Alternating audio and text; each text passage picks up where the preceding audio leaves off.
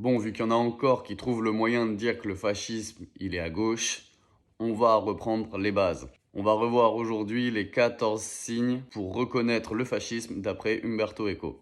Alors en numéro 1, on a le culte de la tradition. En gros, on a toujours fait comme ça, donc on change pas. Vous allez voir, c'est assez intéressant, parce que vous allez très vite comprendre que bizarrement, peut-être un ou deux points peuvent correspondre à des régimes qu'il y a eu de gauche extrême, mais que très clairement, quand on additionne tous les points, on parle très clairement d'extrême droite. On continue. Numéro 2. Le rejet du modernisme et l'idéalisation d'un passé fantasmé.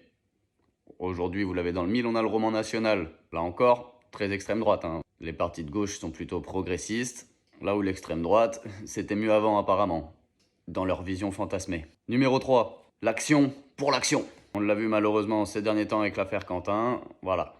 Aller au combat, pour eux, c'est normal. Agir avant de réfléchir, let's go tout droit. Numéro 4. L'intolérance à la critique. Éviter toutes les nuances possibles.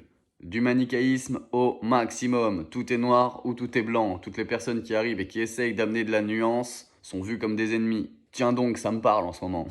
Numéro 5. La haine de la diversité. Racisme, islamophobie, antisémitisme, anti-LGBTQA+, etc., etc. On est bien dans du potentiel d'extrême droite là, encore une fois. Numéro 6. Mobiliser la frustration.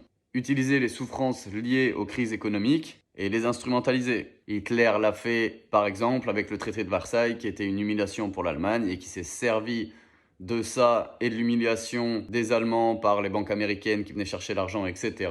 pour pouvoir faire grandir la frustration et la colère chez les Allemands. Numéro 7. Le nationalisme. Focalisation sur l'identité nationale. Ça devient le plus important pour le peuple. Alors là, si vous me dites que c'est de gauche, vous vous contredisez fortement. Numéro 8. Le sentiment d'humiliation par la richesse ou la puissance de l'ennemi. C'est un peu la même chose que la mobilisation de la frustration finalement, mais on marque encore un peu plus. On montre qu'il y a des ennemis autour, et donc ça renforce aussi le sentiment national. 9. La guerre permanente. Le pacifisme, c'est une faiblesse. En 10. L'élitisme. Mettre en avant le fait qu'on serait le meilleur peuple. Une sorte de nationalisme exacerbé en fait, qui rejoint déjà le point numéro 7 du nationalisme. Numéro 11. Devenir des héros. Être prêt à mourir pour la patrie. Et surtout pas pour des industriels qui nous exploitent, ou des bouffons en costard qui eux n'iront pas mettre un pied sur le champ de bataille. Numéro 12. Le machisme. Oui, le machisme est d'extrême droite. On le voit aujourd'hui majoritairement avec les mouvements masculinistes qui sont très clairement à l'extrême droite. 13. Le populisme. Plus l'idée d'un chef pour faire respecter la pensée unique de la masse. Ça, on l'a vu dans des extrêmes gauches, effectivement, dans du communisme en l'occurrence, mais c'est un des points clairement du fascisme. Je répète, il faut que les 14 points soient alignés pour qu'on parle d'un parti fasciste. Donc aujourd'hui, on a plusieurs partis d'extrême droite qui s'en rapprochent très fortement. On ne peut pas encore parler de fascisme pur et dur, mais on en est très proche. Et pour finir, le 14 points, et c'est le point qui bloque encore pour certains partis, c'est appauvrir la langue pour éviter une pensée complexe qui mettrait à mal les versions historiques, les versions philosophiques, etc.